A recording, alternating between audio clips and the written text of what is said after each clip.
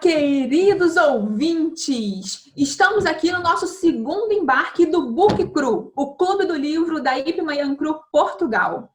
E hoje a nossa tripulação é 100% feminina. Olha só que coisa incrível! Eu sou a Ingrid Souza, a host de vocês, e quem vai navegar nas páginas do livro, que é o Presença, da Amy Cuddy, é a Paula. Bom, eu sou formada em Engenharia Mecânica pela Universidade Federal de Itajubá, no Brasil. Eu estou cursando mestrado em Gestão de Projetos de Engenharia na Universidade do Minho. E atualmente eu moro na Alemanha e trabalho no Departamento de Pesquisa e Desenvolvimento em uma empresa que fabrica equipamentos para a indústria de óleo e gás. E Diana, minha querida, sua vez, se apresenta aí para a galera. Então, eu neste momento sou professora auxiliar na Universidade Católica. Trabalho, sobretudo, as minhas áreas de investigação têm sido substancialmente na área da inovação pedagógica e curricular, e depois no desenvolvimento de competências, formação de professores, e claro que todo o meu trabalho com educação e engenharia me levou para a gestão de projetos, e para a área comportamental e das pessoas. Vamos começar então com as nossas perguntas de arranque. Por que vocês decidiram ler o livro? E depois de terem lido o livro, se vocês já conseguiram aplicar a presença, sentir assim, em qualquer momento, nem que seja dentro de casa, um dia, ou no trabalho mesmo, ou na rua, numa situação, com as dicas que o livro dá. E aí, pode começar, Paula. Então, a Diana, na verdade, também, que apresentou pra gente numa das aulas sobre a super pose, né? A power pose. E eu nunca mais... exatamente. E aquilo me marcou muito, eu nunca mais esqueci da power pose e eu comecei a usar a power pose depois daquela aula e nunca mais parei.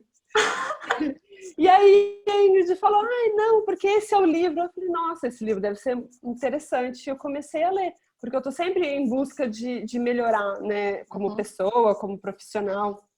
E essa parte da autoconfiança eu acho que é muito importante, porque ela influencia em tantas coisas diferentes da nossa vida, né? Nas situações, todos os tipos de situações, a autoconfiança faz uma diferença, né? E enquanto eu estava... Isso é muito interessante, porque enquanto eu estava lendo o livro, eu sempre vinha na memória várias situações que eu já tinha passado e eu falava, caramba, era isso que estava faltando. Nossa, comigo também isso acontecia direto lendo o livro. E eu falava, gente, não é possível que é esse o segredo. E eu comecei a aplicar na minha vida, mesmo quando conversando com alguém, eu tentava demonstrar para a pessoa que eu realmente estava ali interessada na conversa e fez uma diferença enorme, porque você sente uma conexão maior entre as pessoas. Né? É outra parada. Em reuniões, você sentar com uma postura mais aberta, mais né, diferente, as pessoas também percebem isso em você, que você está mais confiante. Então, e você se sente mais confortável para poder... Eu, né, comecei a me sentir mais confortável para realmente expor minhas ideias, falar o que eu estava pensando, interromper com opiniões. E é incrível. Sim.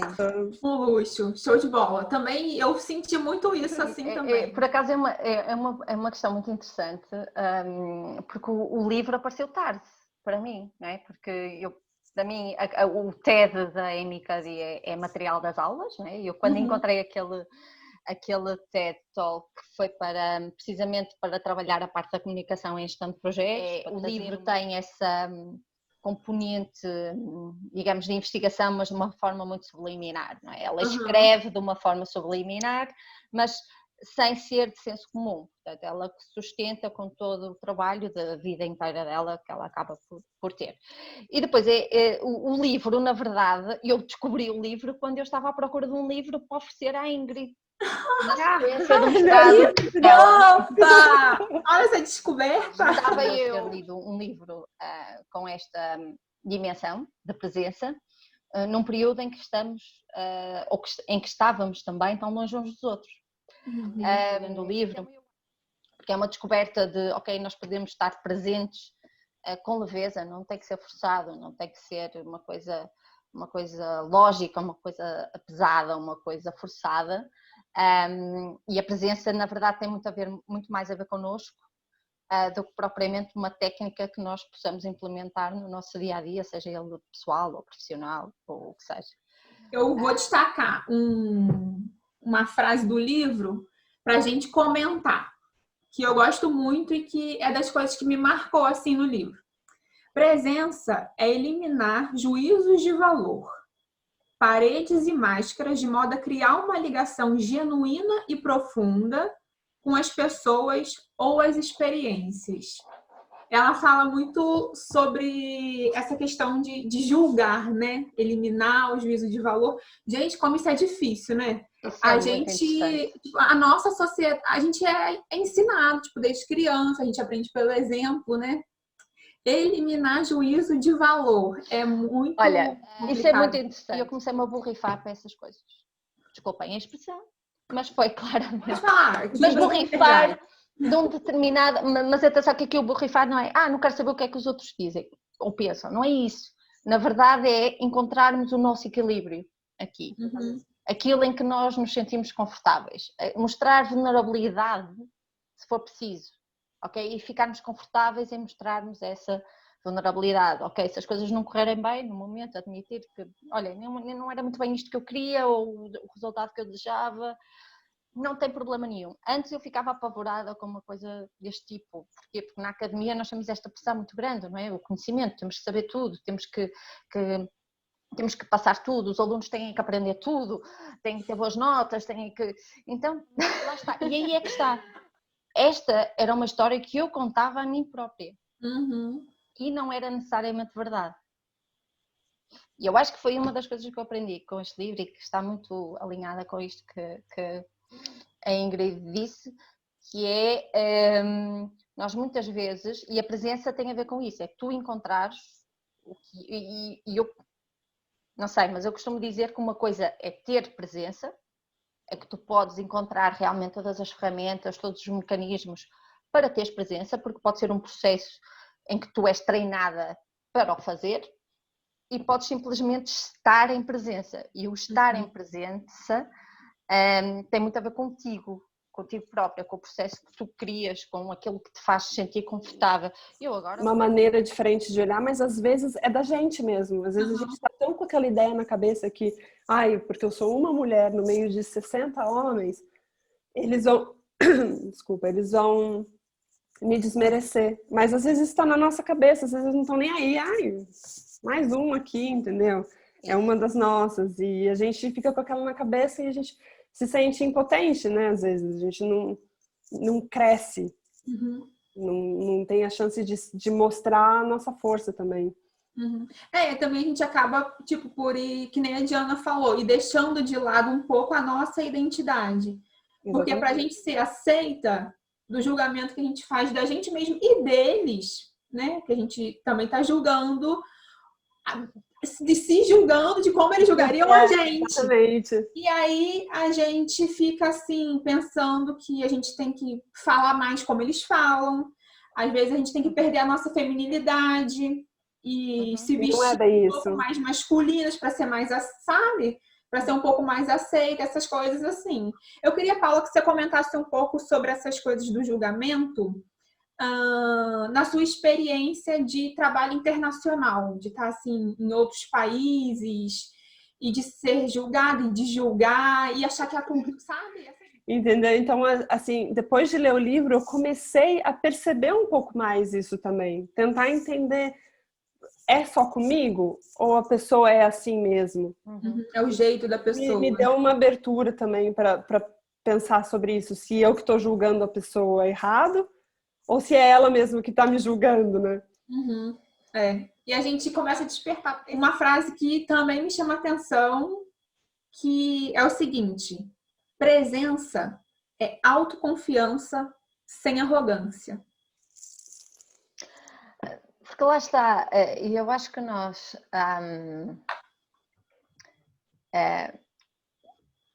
se tu pensares, na verdade, em alguém que tu admiras, ou alguém por quem tens uma alta estima, ou aquela pessoa que te cativa só de ouvires falar, são pessoas que à partida têm presença. E muitas vezes são as pessoas, essas características ou essa sensação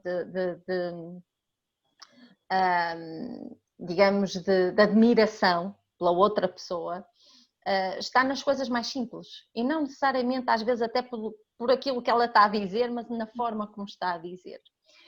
E essa diferença entre autoconfiança e arrogância, eu acho que é muito interessante porque também é muito subjetivo. O que é arrogância para mim pode não ser necessariamente para ti, Ingrid, e necessariamente para ti, Paulo. E depende muito do contexto. E eu acho que isto foi uma das coisas que no livro eu particularmente gostei muito, porque a Amy Cuddy coloca muito a tónica, o contexto é importante. E quando estamos a analisar ou a pensar numa situação em que podemos, lá está, ter um desafio, não é? Para nos colocarmos em modo e estarmos mais presentes, o contexto importa. Eu acho que é preciso também desmistificar aqui um bocadinho e até dentro das próprias, quando nós fazemos, quando trabalhamos o desenvolvimento de uma equipa e quando trabalhamos a identidade de uma equipa, seja num projeto, seja onde for, ou com as pessoas com quem nós trabalhamos diariamente, nós temos que perceber isso de uma forma muito clara, que a autoconfiança pode não ser necessariamente arrogância e vice-versa, não é? A arrogância não quer dizer que a pessoa seja autoconfiante, pode ser um mecanismo qualquer de defesa que a pessoa possa ter. Está só querendo mostrar que tem um poder que, na verdade, não tem, como se fosse um... De como que a gente se conecta. Outra frase que eu destaco, que eu vou pedir para a Paula comentar, porque é uma frase que ela começa assim um capítulo falando, olha. Quando permitimos que a nossa própria luz brilhe, damos às outras pessoas autorização para fazerem o mesmo. Quando nos libertamos do nosso próprio medo, a nossa presença automaticamente liberta os outros. Mas, assim, e por que eu lembro de Paula? Uma coisa que eu tenho para mim, para minha vida, que eu acho que é muito útil, é o negócio da empatia. Sabe, eu gosto de fazer pelos outros o que eu gostaria que fizessem por mim. Mas não que eu esteja esperando que me façam de volta, sabe? Só de ver os outros, o efeito disso nos outros já me faz bem. Quando eu te ajudo em alguma coisa, eu sinto que eu tô ali, eu tô presente, eu tô demonstrando para você que eu me importo contigo. Isso eu acho que quando nós trabalhamos no meio corporativo, no meio académico, o que seja, em que o que sobressai são os resultados, nem tanto às vezes os processos, mas os resultados ou a contribuição que uma pessoa ou outra acaba por fazer numa reunião ou numa apresentação, ou o que seja, às vezes essas coisas mais subliminares ficam muito implícitas, não aparecem, não é? E então eu acho, sinceramente, e não importa, não têm que aparecer. Era o que tu estavas a dizer, faz parte depois da identidade de cada um e da presença de cada um. A tua presença também não ficou despercebida. É isso que o gestor de projeto tem de ser capaz de fazer, que é identificar os talentos e as presenças em cada elemento da sua equipa. Porque todos são importantes, não precisamos de uma equipa só com extrovertidos, só com criativos, só com introvertidos, o que seja, não.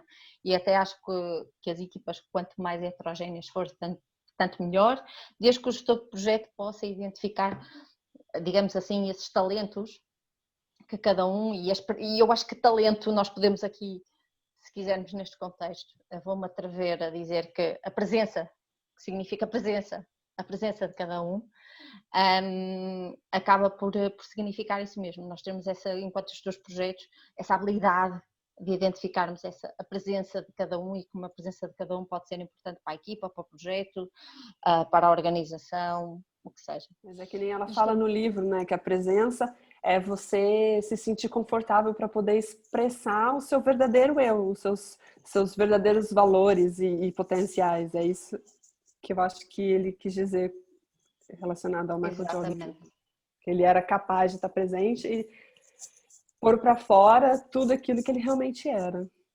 E falando disso, assim, de acreditar e de defender a nossa ideia, aquilo que a gente acredita, de ser a gente mesmo, e, né, e dos medos que circundam isso tudo, né, que a gente sente nos outros, e puxando as histórias, né, que a Diana falou, que ela conta muito. Ela fala, a presença dá-nos o poder de ajudar os outros nos seus momentos mais difíceis. E aí eu coloquei assim a lápis e depois falei assim, nossa, olha o que eu escrevi, tô me sentindo uma filósofa. E eu escrevi, na verdade, é se importar com o outro, se importar verdadeiramente. E aí eu lembro da história que ela contou que eu fui ver o TED do cara, que eu ia parando, né, o livro. Que é aquela história de um pastor que ele conta, né, que ele no final das contas, ele diminuiu drasticamente, tipo, acho que foi 70 e poucos por cento, quase 80%, a criminalidade no lugar que a igreja dele estava. Começando com essas crianças. Ele fala que marcou muito ele, que teve um menino que ele conheceu, que chegou aí num culto, né, na igreja, e dias depois o menino morreu, o menino foi assassinado. E foi quando deu aquele choque nele, né? E é quando ela fala no livro, né? A presença dá-nos o poder de ajudar os outros nos seus momentos mais difíceis. E aí ele fala assim, não. E ele comenta com a comunidade na igreja e todo mundo fica assim, tipo, o que ele tá falando? Tipo, né? Olha, é muito perigoso, como é que você vai pra rua falar comigo? Não, eu vou. E ele passou a sair, que ele passou a ouvir mesmo, tá todo dia, ele passou a insistir. E aí os meninos começaram a achar que tá vindo aqui todo dia? E começaram a chegar perto dele, né? Sim. E aí ele foi conversando, e foi na época, né, com aquela coisa toda da comunicação, estava terminando o mestrado que eu falei de comunicação, e para mim eu destaco sempre que comunicação é muito ouvir. E ele fala exatamente disso. Tipo, foi uma história que me marcou muito. Assim, tem alguma história que marcou vocês também, assim, no livro? Eu acho que a própria história dela, e eu acho que muitas das histórias que ela conta acaba por trazer isso, acaba por trazer essa... Qualquer pessoa, em determinado momento da sua vida, por mais pequenino que tenha sido, é impossível não se identificar com a questão da presença, do meu ponto de vista. Exatamente. E agora, para fechar, gente, esse segundo embarque, que caraca, que embarque, hein? Poxa vida, vai ficar na memória esse segundo embarque. Síndrome do impostor, que ela fala no livro. Quem já tem síndrome do impostor, levanta a mão. Quem nunca? Quem nunca? Eu acho que tinhas que fazer... Com essa vida, né? A gente fica assim... Aquilo que ela fala no livro, ela fala, tipo assim... Ela fala que para homens não é tão corriqueiro quanto para mulher. Mulher tem muito mais síndrome do impostor do que homem. Mas mesmo assim, tipo, homens de sucesso, ela dá exemplo de um cara, um executivo, mó sinistro. Pode ser com ela. E ele fala, tipo assim, cara, eu tive sorte. Eu não sou bom que nem o pessoal pensa que eu sou. Eu tive sorte de estar aqui. Eu tive sorte de conhecer quem eu conheci. Eu falei assim, cara, eu preciso tomar um café com esse cara. Vou adicionar ele no LinkedIn. Eu, na verdade, sabe, eu aí vou discordar dela. Eu acho que o síndrome do impostor, e é curioso que é um conceito muito trabalhado na psicologia. Eu também não fazia ideia que era tão trabalhado assim e em diferentes áreas. Eu nunca tinha ouvido falar, gente, de síndrome do impostor. Eu já tinha ouvido falar, mas do ponto de vista não com essa terminologia. Eu já tinha percepção de que nós, já tinha lido algumas coisas nesse sentido, que nós podemos nos sabotar, sobretudo quando nós estamos a caminhar na direção, sei lá, de algo que nós queremos, de um objetivo, e quando as coisas se tornam difíceis, o nosso inconsciente, nós temos uma psique e um cérebro espetacular, porque o que é que ele faz? Ele aciona os seus mecanismos de defesa e não vais por aí, isso é muito difícil, então toca arranjar desculpas e justificações muito razoáveis, muito lógicas, que fazem muito sentido para te convencerem a ti própria.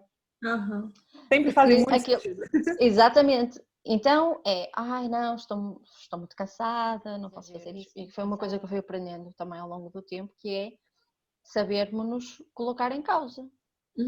Parar de vez em quando para pensar, ok, E eu demorei muito tempo para dizer, por exemplo, não, eu nisto sou mesmo muito boa a fazer isto.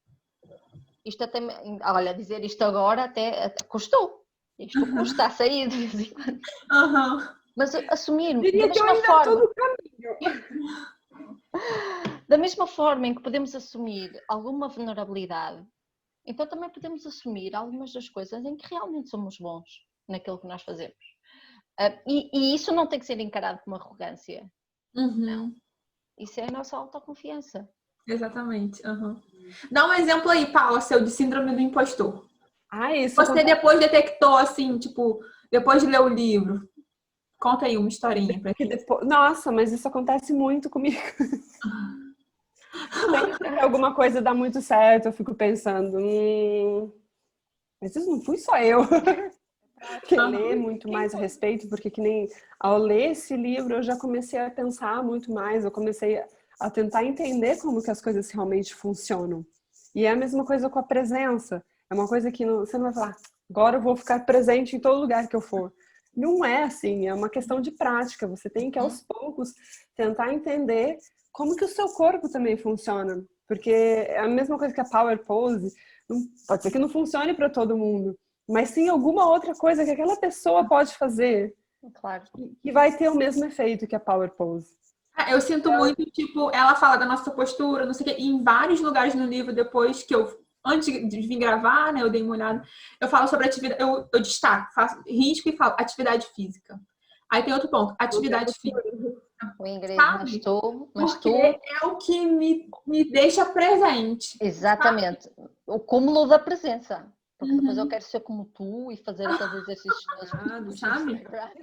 Então, tipo assim, a coisa é que quando a gente começa a pensar, a gente fala assim, pô, realmente, né? Aquela coisa, tipo assim, para eu amar alguém, eu tenho que me amar primeiro. Como é que eu vou amar alguém se eu não me amo? Como é que eu vou valorizar alguém se eu não me valorizo? Como é que eu vou entender o lado da outra pessoa se eu mesmo tô numa confusão danada comigo? Sabe? E parar com a síndrome do impostor, gente. Vamos parar com essa síndrome do impostor. Minhas maravilhosas, muito, muito, muito obrigada por esse embarque incrível. Caraca, que embarque! Ficávamos aqui horas, não é? Nossa, foi mesmo. Eu acho que a gente ia ficar aqui mais algum tempo. Ficávamos umas horas nisto. Olha, muito obrigada. Espero que vocês tenham gostado. Audiência linda, perfeita, maravilhosa. Espero muito que vocês tenham gostado também. Aproveitem para tirar dúvidas, aproveitem para perguntar. A Paula e a Diana são pessoas super abertas. E a gente também. A Iancru está aqui para isso. Gostaram do livro? Presença. Um livrão do caramba. Vocês têm que aproveitar, tem que ler. E-book é mais barato, aproveita, gente. Olha, esse negócio de ficar... O mínimo é o TED Talk. O mínimo é o TED Talk da Amy Curry. É A-M-Y Curry, é C-U-D-D-Y. Assistam, porque super vale a pena. Minhas maravilhosas, muito, muito, muito obrigado. Espero que vocês... Obrigada a nós, Ingrid. Foi ótimo. Preparem, porque vocês serão convidadas novamente para novos embarques. Eba! Olhem,